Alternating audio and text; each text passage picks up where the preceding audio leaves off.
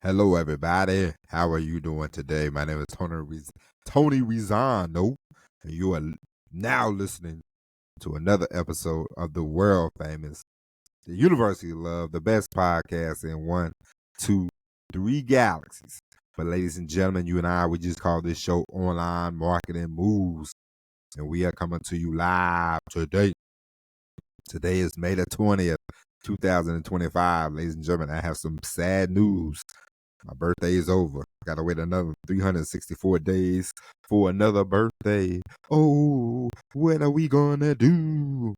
But I guess, ladies and gentlemen, today we are going to provide for you a very jam-packed show. Ladies and gentlemen, today we are going to fix the WNBA. Put on your I am the commissioner of the WNBA, and we will fix the WNBA. Ladies and gents, if you haven't already, subscribe to the email list. Ladies and gents, go ahead and do that. Get on the email list. We are emailing every day now. Ladies and gentlemen, as I told you, we are pre-selling the Dr. Escape Forever package. Okay, what does that mean? Ladies and gentlemen, June 1st, we're going to be rolling out products audio courses. We're going to have books. We're going to have a newsletter. We're going to have a coaching program, a group coaching program. We are going to do live events. Ladies and gentlemen, we are really going to focus, and we are locked in on creating a life that you want to be in, okay? Because we all know, ladies and gentlemen, we all have one life. We all have to live it. We don't have to live it how people think you should live it. You don't have to. If you don't like your job, you can change that. If you don't like your relationship, you can change that. If you don't like the way you look, you don't like the way you feel, we can change that. You don't have to run. You don't have to hide. You don't have to escape. And so, ladies and gentlemen, you and I are going to be a part of something big, something great.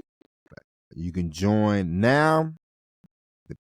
You can join ahead of time, and you can pay one low fee, and you will get everything that I ever produce. After that, there will be no charge. Okay, but it's only for the first 10 people. After that, everybody else will pay whatever the price is for the coaching program. If you want one-on-one coaching, you're gonna have to pay for that. The live events, you're gonna pay for everything else is gonna be separate. But for the first 10 people, one deal, one package, it'll be one charge, and that's it. And for the package, it's gonna be well worth it. But as you all know, and I know, everybody is not a let me jump on board at first. Most people are Johnny come lately. It's just the way it is. But, ladies and gentlemen, that link will be below. Sign up for the email list as well. That link will be below. But now let's get into the WNBA. Now, ladies and gentlemen, the other day, I decided to watch because listen. Now let's go back. Let's all go back to 1997. I remember when the 96 Olympics happened in Atlanta, Georgia, of course. And it was a great time. Everything was, for some reason, that Olympics, now Barcelona in 92 for the NBA, it took off international basketball, But in 1996, because the Olympics was in Atlanta, I remember softball, a lot of women's sports just, sort of seemed to just take off, And besides gymnastics, because everybody knows, gymnastics, and, from Mary Lou Retton to, whoever, Carrie Strug, everybody knows gymnastics. But like basketball took off. I remember watching Lisa Leslie. And I've been watching women's basketball since, I was 12, 13. I remember Cheryl Swoops was big at Texas Tech. I remember she was the female Jordan and all that jazz. So I've always enjoyed women's basketball, don't get me wrong. But it's never been profitable. Not a lot of people watch it. A lot of women don't watch the WNBA. And all of a sudden, a couple years ago, they had a phenomenon. Caitlin Clark, she was in Iowa. It's a lot of different variables. We know some obvious variables, but what I'm telling you is from 19 the WNBA has always been a good product. Now it is marketed in the poorest fashion that it's been poorly marketed. Coming off the 96 Olympics, I remember they said they were gonna start the WNBA. It was the LA Sparks, the New York Liberty, and the Houston Comets. And I remember Cheryl Swoops was gonna be on the Comets, and Rebecca Lobo was gonna be on the New York Liberty, and Lisa Leslie was gonna be on the Los Angeles Sparks. And I remember that first year they had a lot of, hey, check out the WNBA. Then after that, sort of took a nosedive, and more, I kept watching because I watched the first 4 seasons, and the Houston Comets was my team, and they went 4 championships. This is how poorly the WNBA has been marketed, has been run, in the 25 years. Who, if you go ask 100 people right now, who was the champion the first 4 years of the WNBA, and what is that team up to now? They would be like, I don't know. And the answer is, which is amazing, is the answer is the Houston Comets. And the second answer to that question is, what have they been up to? Nothing, because they don't even exist. The team that won the first 4 championships, ladies and gentlemen, they didn't move. They didn't. They didn't go to San Antonio. They didn't go to Baytown. They didn't go to Orange. They didn't go to New Orleans. They just disappeared off the face of the map. How is that possible? How can a team that had Cheryl Swoops, Cynthia Cooper, Tina Thompson, the first 4 championships, ladies and gentlemen, the Houston Comets, they don't exist. That says enough right there about the WNBA. I remember they took the Detroit Shock. It took them from Detroit to Tulsa, Oklahoma. Come on, man. Come on. And Detroit was a 1-time, 2-time champion, I believe. I remember they had Cheryl Ford and Bill Laimbeer was their coach. They moved. I think they're like in Seattle now, I believe. I think they're the Monarchs. I'm pretty sure. But what I'm telling you is the WNBA has a marketing problem. And I am going to explain. We're gonna keep this train going, and I'm gonna keep explaining. I remember when one of my favorite college team, the Tennessee, the Lady Vols, okay, Pat Summitt, my favorite, one of my favorite coaches. Forget the women's, all that. Pat Summitt, great coach. I used to always watch them, and from Kara Lawson to Shamika Holdscloth to Candace Parker. Tennessee's always had great players, And I remember Shamika Holdscloth was one of my favorite basketball players, and she was like a 2-time National Player of the Year. Great player, outstanding player. And I remember I was excited to see her go to the WNBA. Then after that, she went to the Washington Mystics, and after that, they never really said, hey, the Washington Mystics, they have Shamika Holdscloth, the National Player of the Year. Let's highlight her. Let's show her. No, I don't even remember many Shamika Holdscloth's games. I know she had, after a while, she, I think she might have started having mental health issues, but she can't help that. But before that, they never said, hey, man, we're going to show Shamika Holdscloth. We're going to show the Washington Mystics. I don't even think they was hardly on TV that much. You know what I mean? And it's just anytime they get a great WNBA player, they don't do a whole lot with them. You tell me.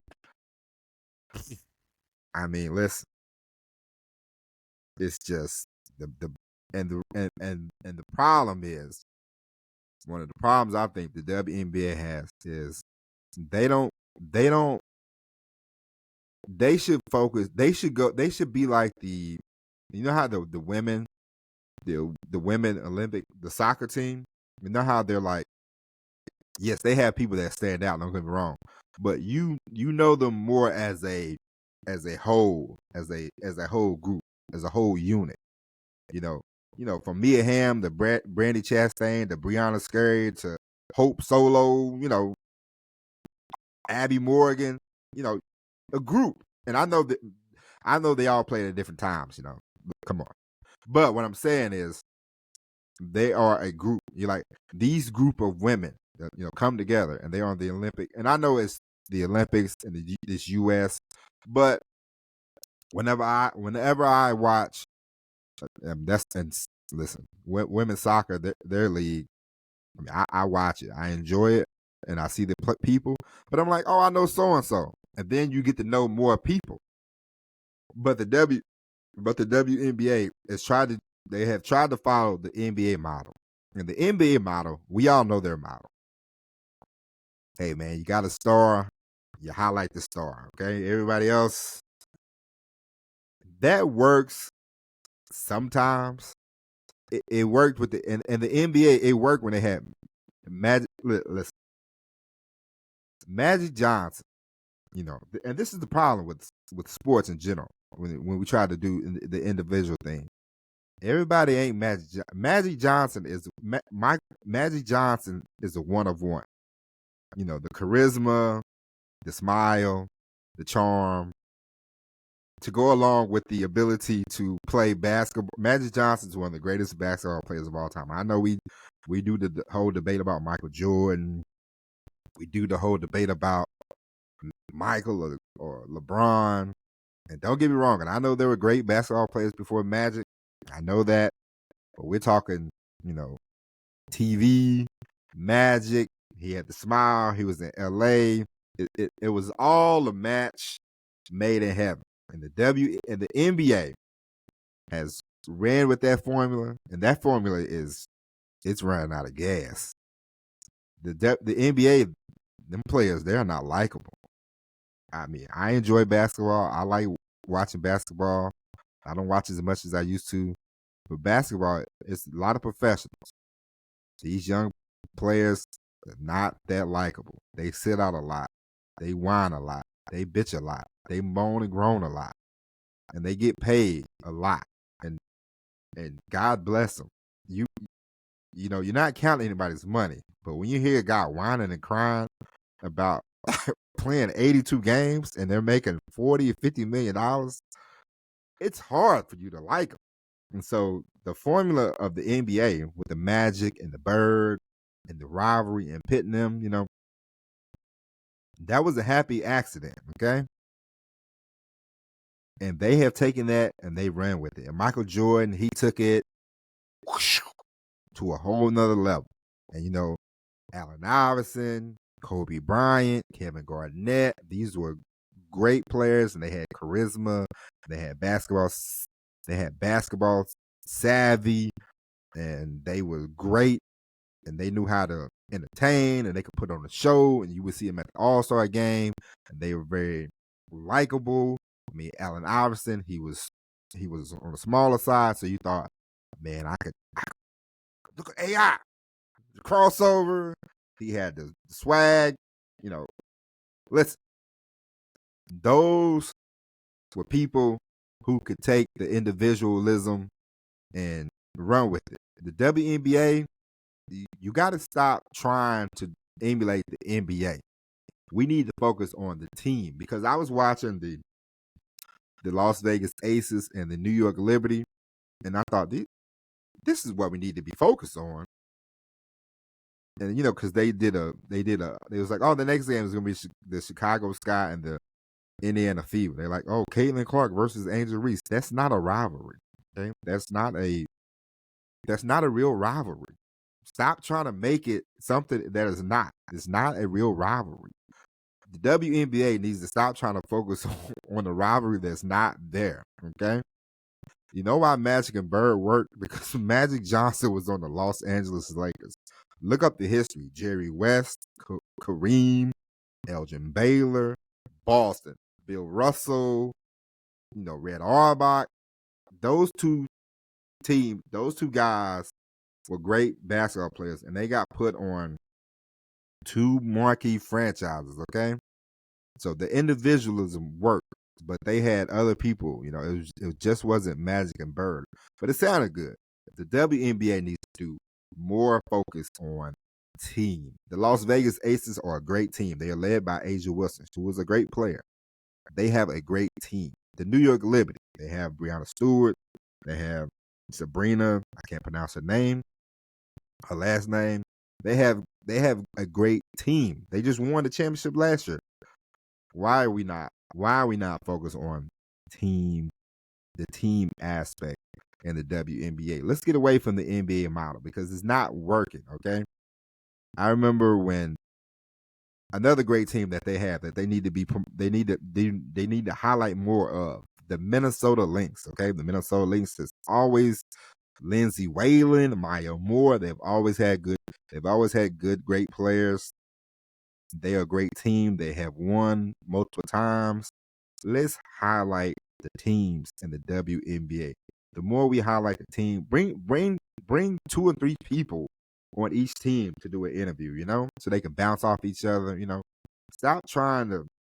We are still in the WNBA. Come on, man. We are still trying to do this whole Magic Larry. That Magic Larry, man, that's gone, man. That's old. It's man, get that out of here, man. The WNBA. The team, man. Let's focus on the team. The team. We gotta focus on the team. There's no rivalry, man. Angel Reese, Caitlin Clark. That's not a rivalry, man. I know Caitlin Clark fouled her, which wasn't a hard foul. I saw the clip. Angel Reese did the flop. She did the flop. She got up. She was more upset because the team was losing by like 40 points or whatever. But, now they're like, oh, man,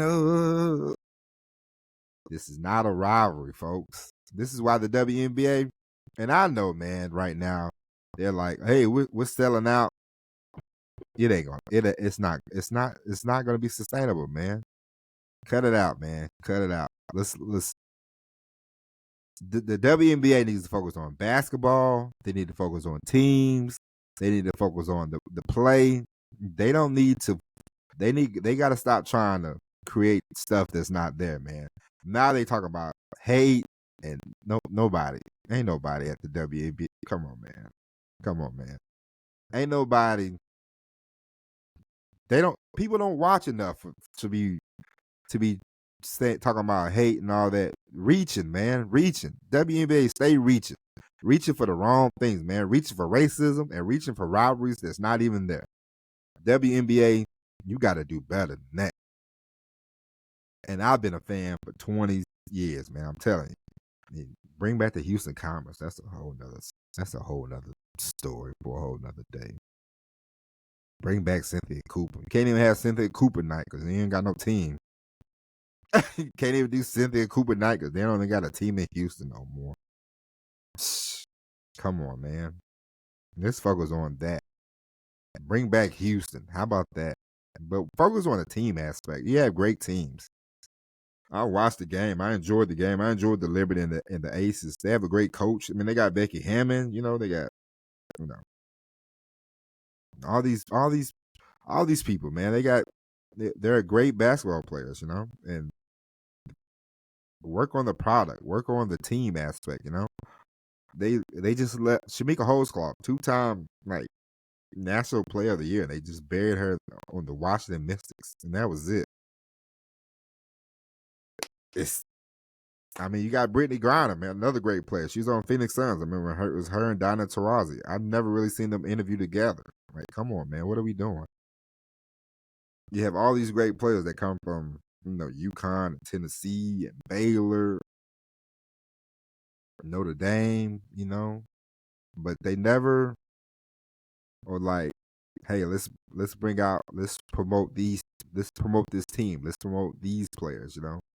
They keep trying to use the NBA formula. Leave that NBA, the NBA formula don't work for the NBA no more. So why you want to keep dealing with that? Leave that alone. I'm telling you, it don't work. Magic Johnson,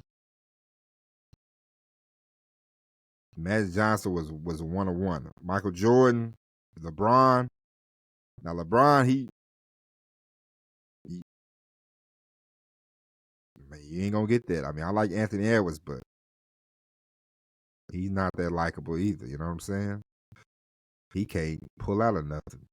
So I mean, he's cool, but I mean, I'm not right now in the NBA.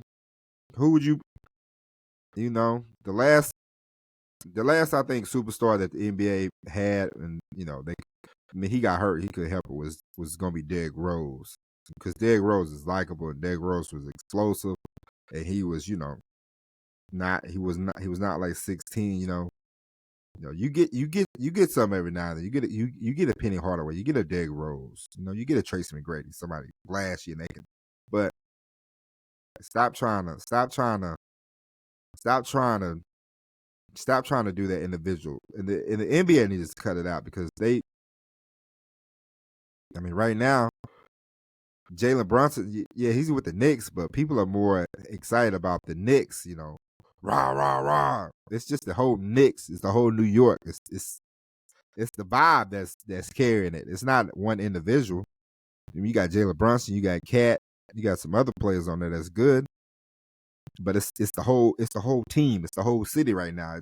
It's a team aspect more than the individual, and that's what the WNBA needs to do. They need to focus on, honestly, they need to focus on teams and less on individuals, because that the team aspect, because the WNBA has always had great teams, from LA to Houston to Minnesota to the Las Vegas Aces to the New York Liberty. They've had great teams. I remember Atlanta, they had Angel McCoughtry, and she helped them get to 3 WNBA finals. They had a great team, led by Angel McCoughtry, but they can highlight the team. Atlanta, the team, the NBA, the WNBA needs to focus on the team aspect. Less on the individual, more on the team.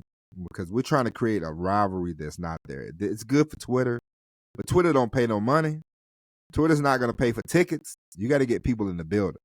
I know social media, who cares if you got 100,000 followers, you ain't got no money.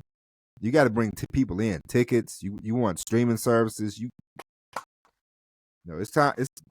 Come on, WNBA. Let's make a profit. Let's focus on the team aspect.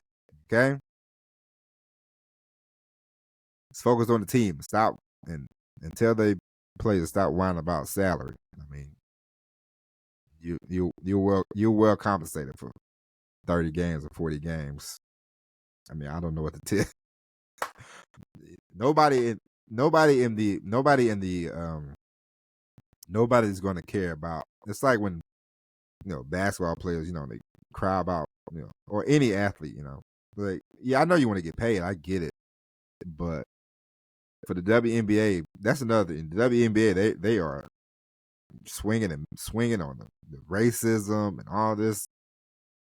Come on, man. Nobody's that concerned about. Nobody's that concerned. Nobody's gonna come to the game and they're like, oh man, they're doing hate speech. Are they? I doubt it. I really doubt it. We need to focus on marketing the teams. We need to focus on less on rivalries that don't exist. How about we focus on the Las Vegas Aces against the Minnesota Lynx, the Aces against the New York Liberty, the New York Liberty against the Indiana Fever. What is the Dallas Wings gonna do? How is Seattle gonna look? Will Atlanta improve with the help of Brittany Griner? Like, we need to focus on the team aspect and less on rivalries that do not exist. WNBA, I am going to take my commissioner hat off now, and we're going to wrap this show up. But focus on that. Stop focusing on rivalries that do not exist, or we will never get out of the red. Okay, we want to be profitable. Okay, and start showing and start letting people know when the game's coming. Because I remember at one point I was trying to watch the WNBA and they was on Lifetime. I said, they ain't saying nothing about Lifetime. Come on, man.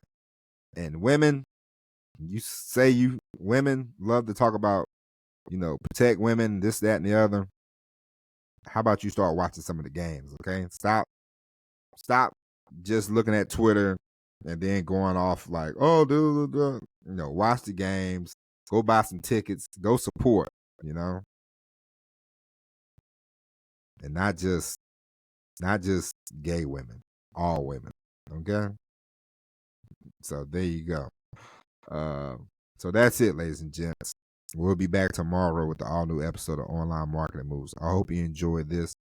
I hope you enjoyed the video we put up yesterday. We're going to try to do more videos and show more. I know you'd like to see my handsome face. I am a handsome man.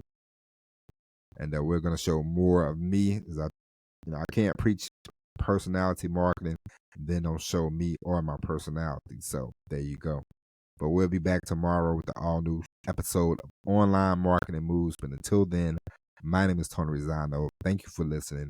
God bless each and every one of you. And it's always everybody. Peace.